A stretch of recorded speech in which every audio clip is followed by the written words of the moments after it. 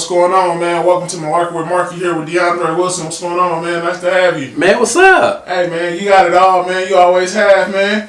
See you slim down, looking good, man. How you feeling? How you feeling? Man, I can feel definition in my body and what is everything I've achieved. I can feel it. I feel like a brand new me. I'm like this. I'm a 200-pound DeAndre. I'm not a 240 DeAndre. Yeah. So I just feel new. I had to get new clothes. I had to get new everything. How's the new wardrobe working out for you? I see you ain't playing with it. Look, I can have the leg. Look, the legs. Man, I feel good. Yeah, man, that's the most positive thing. As long as you feel good. Yeah, I'm happy. Happy in your space and happy in what you're doing. And that's all that really matters, man. Truly, yeah. The next big thing I got for you that I want to ask to you is, let's go with the Keep It Rolling campaign, man. Yeah. How is it that seeing where the Keep It Rolling campaign has started from the roots of it? Yeah. We can literally say all the way back from your father? Yeah.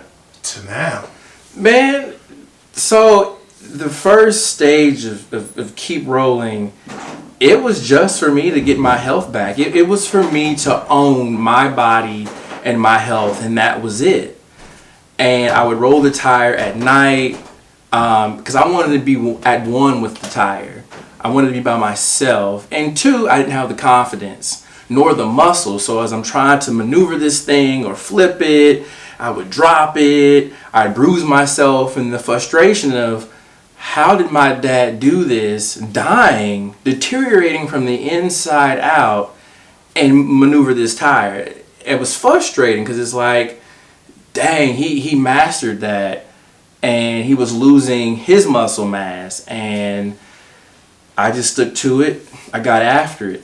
Yeah, I seen you rolling. I seen you rolling a couple weeks ago, rolling down Grand. Yeah. Rolling down Grand. I said, look at him, got that thing moving. You were doing your little Sweet Turn Grand circuit, I think. Yes. Just seen you coming across that street, and I said, okay, look at him moving. Yes. Yeah, man, that's a beautiful thing. And what you said, that muscle memory that you had to build up. Yes. And just basically, I don't know, it just seemed like the small trials and tribulations you had to do every day.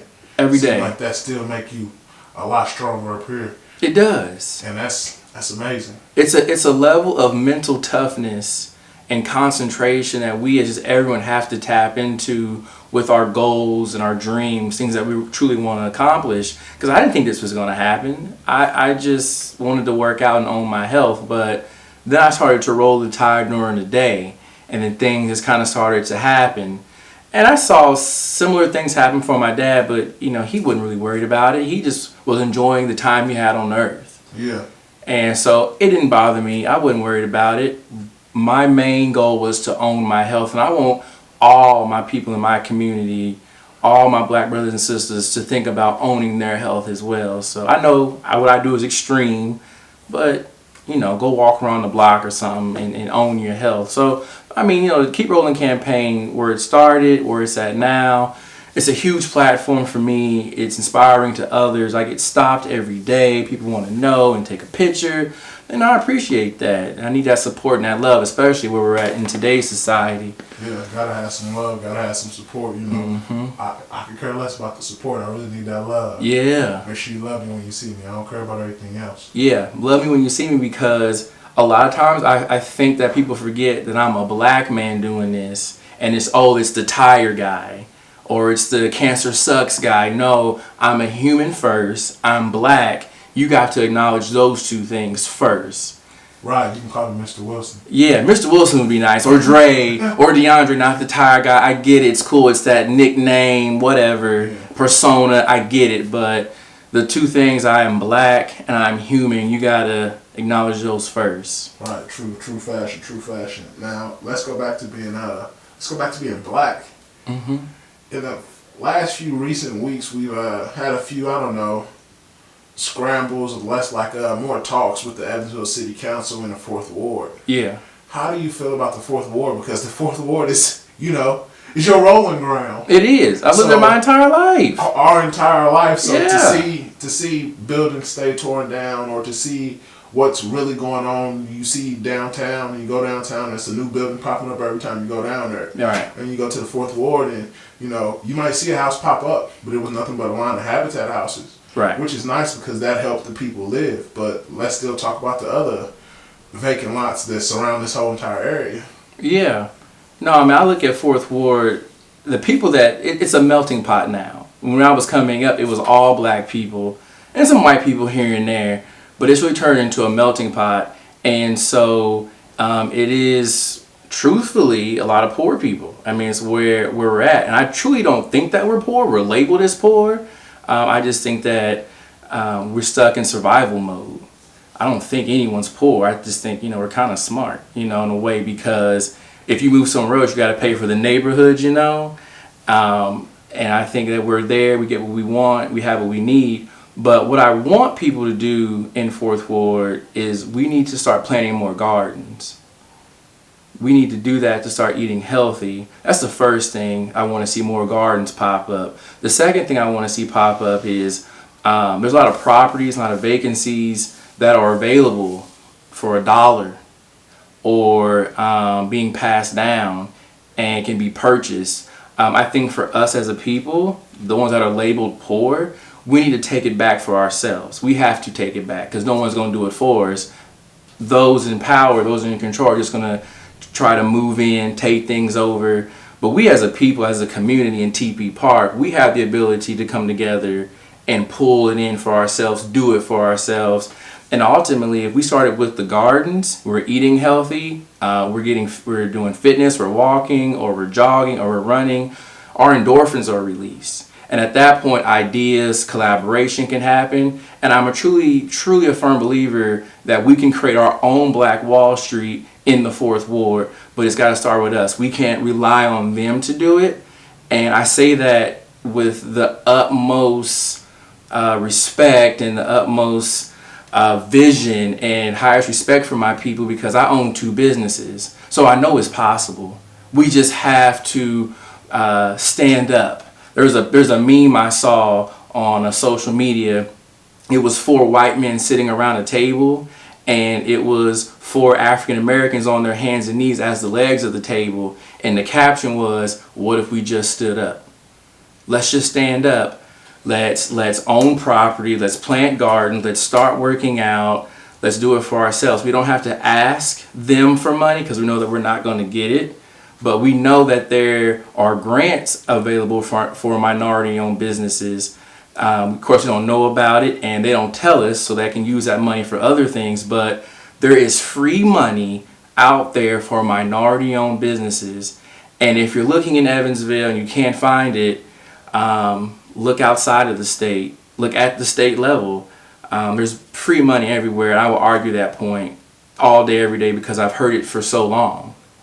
So, man, Fourth Ward, we can take it back. We've got the power. Yeah, it's definitely that time where we need to stand up more. Like you say, if you make your bed, if you lay in it, you gotta make it. You know what I mean? Right. We done made our bed, now we gotta lay in it. So, hey, last thing we gotta do. Come on, man. Before you go back to school every day, you make your bed. That's what you gotta do. Make your bed, and if we can come together now, this ain't no shots or nothing. But if we can come together and put our money into buying a church van or saving up money to get such and such back on our feet, that's fine. We can save up money for a lot more other things too. We absolutely could. You know what I mean? I hear you 100%. It happens with everything, with our businesses. Mm-hmm. And we have a lot of people in the Fourth Ward that are really, like you said, survivalists, and are very tactical, tactic-like with their money. Absolutely. And we've been in the area for as long as we have lived, so we can see things like that. Yeah. But the next thing I really want to get on is, how has Chamfit Studios helped you out, man? Man, big shout out to Chamfit Studios. So, the owner, Charles, Chunky Chuck. Okay. That's what we call him right now until he gets back in shape, and he's gonna be all buff and swole on us. So we're gonna call him Fit Chuck. But no, he's helped me tremendously because obviously I lost my father, and so there are black men that I pull fatherly traits out of that I tend to go for and hang out with and ask questions. So I really look up to Charles. a lot, and William Young. I really look up to them too a lot. And there's more, but those are the first two that come to mind as far as like black male mentors that helped me. So I met Charles at White Swan Coffee Shop before Chamfit was renovated and remodeled. It was just a structure. It was just standing. He had no equipment. The ceiling was blue. I mean, it was crazy. But again, we networked and we hit it off, and we would just go back and forth. I remember one day he named me one of his sponsored athletes. So I'm like, when would I ever be considered a sponsored athlete? Those that know me know that I can't even shoot a basketball. You don't have to tell me. No, yeah. It's just like I'm labeled a sponsored athlete. But still in itself. Mm-hmm. So, here we are, and of course, rolling the tire. I lost the 40 pounds, but I still kind of, I didn't have enough muscle, and I still had that loose skin. And so working with him, listening to him, I was able to put a lot of muscle on and figure out how I need to move my body to get the tire going even faster. So, Charles has been a big inspiration, and now I work for him full time. So again, it's just coming full circle. And really, I'm having a lot of moments like that in my life, where everything is starting to come full circle at 28, which is good for me. It means I'm growing. Yeah, as a person, as a businessman, both in itself. And like you said, that's always a thing. I think a lot more males to do that, because I lost my father too, and I do the same thing you do. I might know a gentleman, somebody like that I'm actually cool to link up with, and I can take some of their traits, and that helps me become a better man in itself, you know what I mean? So I definitely feel you with that. The next thing I want to talk to you about, more or less, is your documentary you got coming up, man. Yeah. Man, how's that going? Let me tell y'all right now. Never do a documentary. It is stressful. It is tiring. It's fun. And I hope that I get all of the benefits that I pray for. But man, putting on a documentary is stressful. It's like another business of in itself, because there's so much content we got to get. And then when you schedule all this content, you never make up for the things that are just randomly going to happen in 2 days or next week. So now you got to account for that. So if you really truly want to make a documentary, follow your heart, but man, it is stressful. The people that like go into film and make a documentary like 3 times a year or 2 times a year, my hat goes off to them, and I give them the utmost respect possible. Doing it one time is enough for me, but I can't wait till it's done. I can't wait for people to see it. I've got a teaser coming out next week, so I'm gonna post that everywhere. Everyone's gonna see it. I hope it gets 1,000 shares and make me really happy. But I want to get that message out there to inspire people. All right, that's good.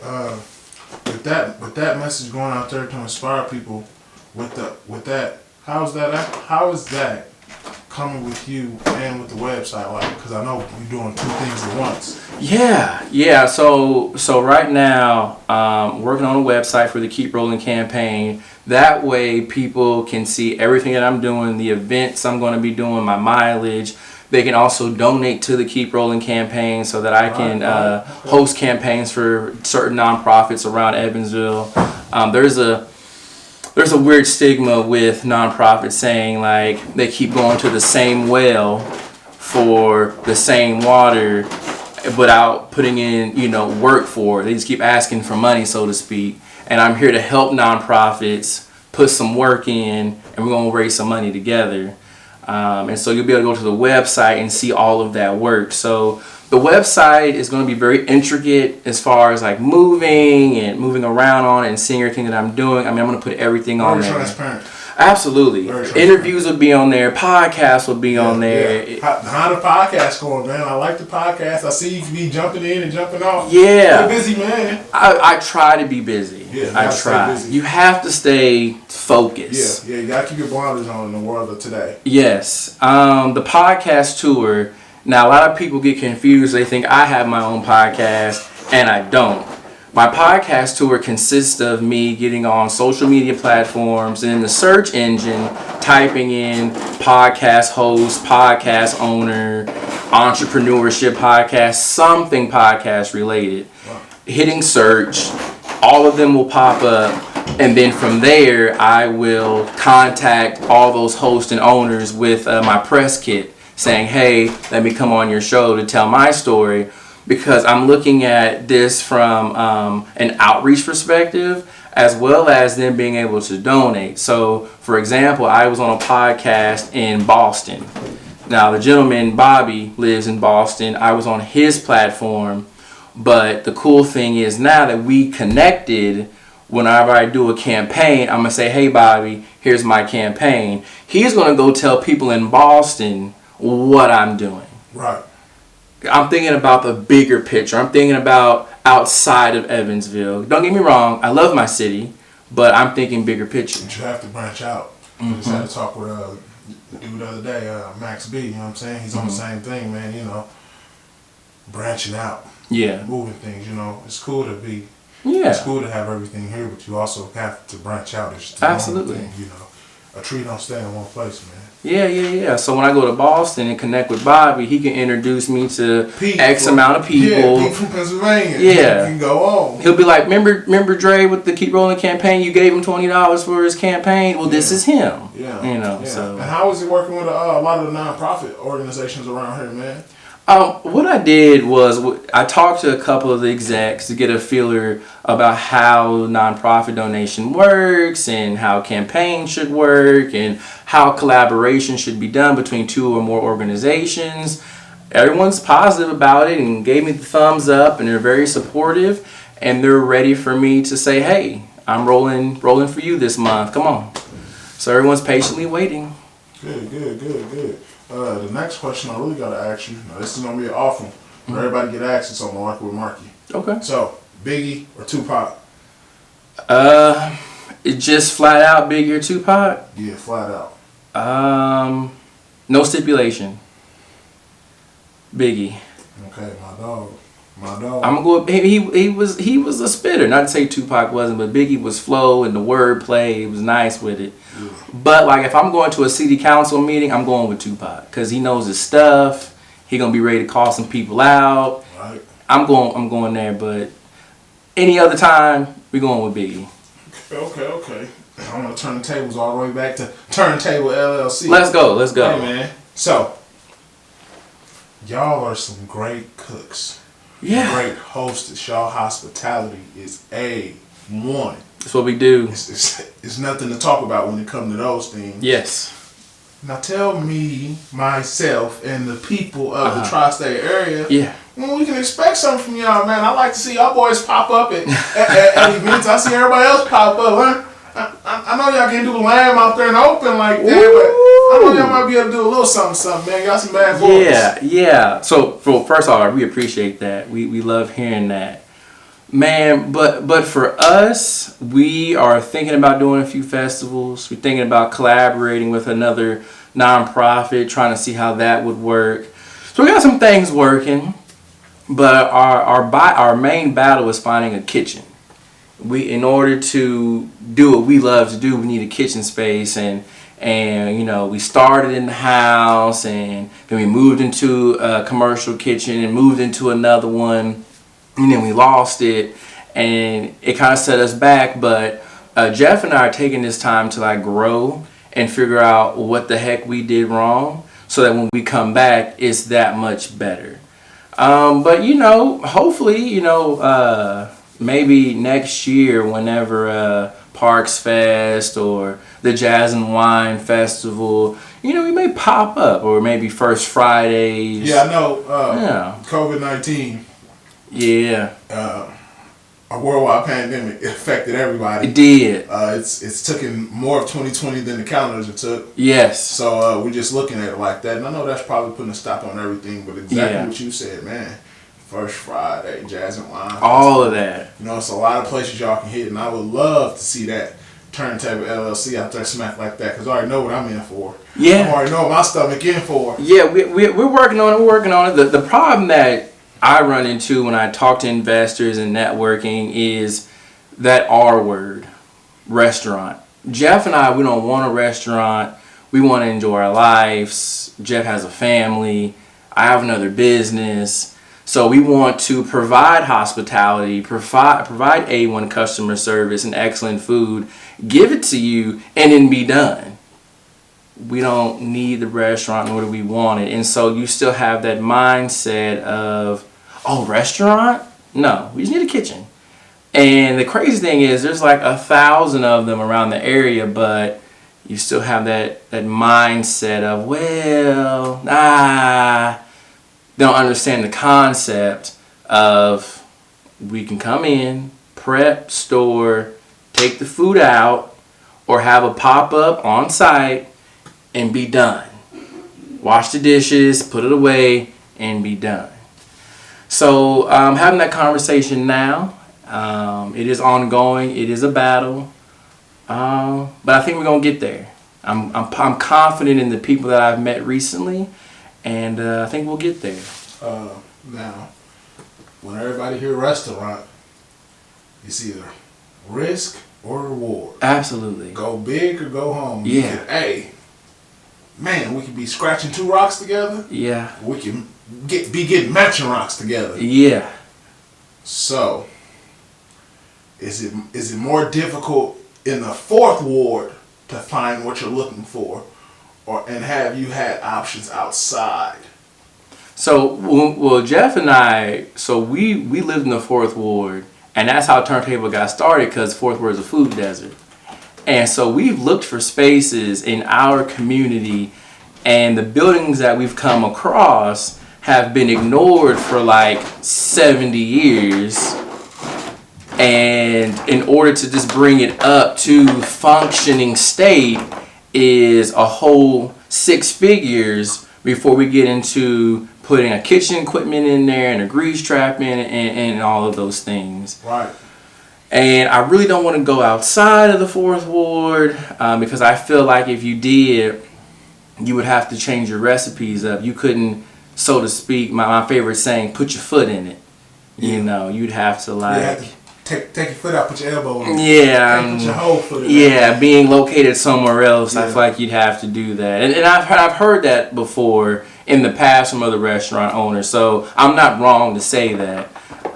So I would really like to stay in the 4th ward or like maybe like Jimtown area, because it's not far. You know, Chamfit's in Jimtown area, so it's just come around the curb. You know, down was that Division Street or John Street or what, over by Walnut. So you know, it wouldn't be far. Look around. Yeah. So if I could stay between those areas with Turn Table, I'd appreciate it. But we'll figure it out. I mean, Jeff and I we'll figure it out. So what do y'all got really coming up for? Let's say, can you tell us what you got coming up for 2021?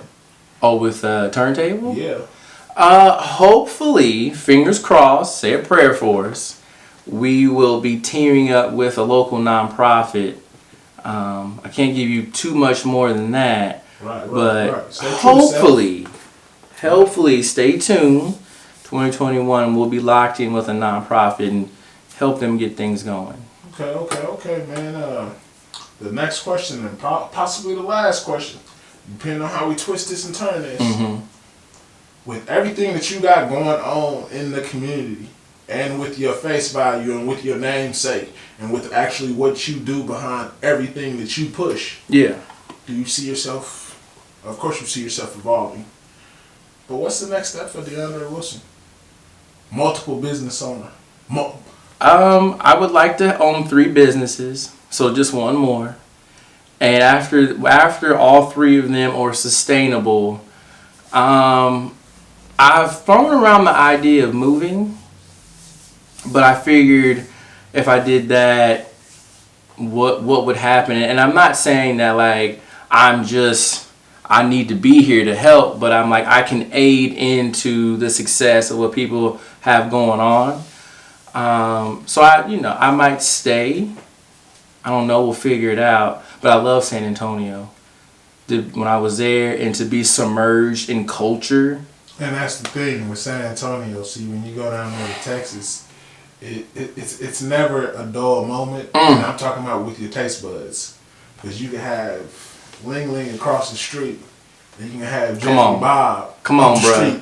And hey, both of them smack. But hold on, though. I'm gonna add to that. But you have somebody's aunt and grandma with a grill just outside on the curb making burritos like this big. Oh, you ain't gotta tell me, man. At 3 o'clock in the morning. Hey, in the AM, roll up with you, roll up on you. Yes. Roll up on you. You sitting there like, who is this coming up? Like, oh, it's the burrito man. And he's gonna make you when you have to cut in half and be like, man, I'm ready to go to sleep. Yes. I know about them days. I left. There was a club I went to. It was a reggae club. And you know, you go down the steps. It's got the awning. It's got the bouncer outside. You kind of typical reggae club. Yeah, you've seen the setting in almost every movie. Yeah. It's like you go down the steps. Man, I dance like I never danced before, and then I come back home and I'm like, oh, nightlife. Yep. Working up a new recipe. It's things we can do to improve it, but just like what you said, go back to that. You stay here. You'll be helping, because it'll be somebody coming up. It's somebody just like you now, younger than you, got the same ambition that you got. And he don't know some of the books you open. He don't know some of the doors you had to twist. He don't know some of the keys you had to make. Yeah. So it's always be like, I can go out here and go do this, but what it's all for not, I done put X many years into exposure, and not only is these my people, but these is my father's people. Yeah. So I could go down here and get it, but would it be the same difference? And then I'm already amassed in food. Like I tell people, whenever you go out of town, go with it and go with it. You can't fail attitude. Yeah. Because the first day, you'll be ready to quit, pack it up, and go home. Absolutely. And so that's why I probably will stay to help other people that come next, so I don't have to go through all these bumps that Jeff and I had to get over. But I do think about San Antonio way too much. Yeah, you say San Antonio, I think brisket. They had a grill on the block, throwing down. The grill was hooked to the trailer. My man was on a platform, and he was just getting busy. And you get the to-go plate, but then you got so many other restaurants just down the street here. And so every single day, I'd probably eat at maybe 3 different restaurants. And you treat it like a food festival. I did. But it's not a food festival. This is a normal block setting. This is Monday through Friday. Yes. And then to mention, I love to people watch. And so yeah, I'm a people watcher. Yeah, I sat on the bench, I got some food, and to see people that look like me, especially with dreads, you know, and just walking and talking and going to work on their phone, on their briefcase, just black people looking good. I said, man, that's also San Antonio. It's a melting pot, but it's also it doesn't get as much respect as Atlanta gets for black excellence. Yeah, it doesn't. It doesn't. But, oh my gosh! When you go down that San Antonio, you see black excellence in suits. Yes. Or you might see a black excellence in a regular T-shirt. Yeah. But those brothers and sisters down there is on another level. On another level. I had a good conversation with a few of them, just talking and just chilling, because I didn't want to take too much of their time, but that's the thing. They was on it. Hey, I'll stop and talk to you if you're trying to get like me, brother. I got time for that. Yeah. Like me, I got time to talk to you. Yeah, we was talking, and it's put up on game, things that they was doing. It was love, man. All right, so without further more, man, thanks for coming on MUHLARKEY with Markie, DeAndre, man. Hey, you got it all. Stay blessed, and hey, I hope everything work out for you, man. Thank you, bro. Always, bro.